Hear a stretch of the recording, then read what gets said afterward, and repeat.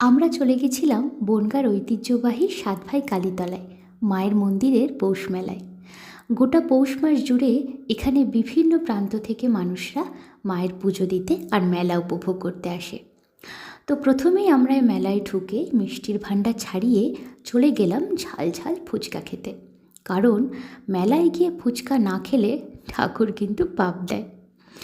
আর ফুচকার আলো মাখতে মাখতে আলোচনা হচ্ছিল কার পকেট আজ ফাঁকা হবে। তো যাই হোক, তারপর বিট্টু এখান থেকে একটা ব্রেসলেট তৈরি করে নিল ওর নিজের জন্য।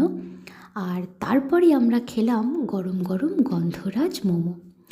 মেলার মোমো তো মোটামুটি খেতে ছিল, আর এদিকে ঠান্ডায় আমি আইসক্রিম খেতে পারছি না, আর ইনি খাচ্ছে প্লাস আমাকে ভেঙাচ্ছেও।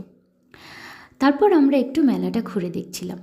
অনেক বড় মেলা, আর বিভিন্ন ধরনের জিনিসের দোকান এখানে রয়েছে।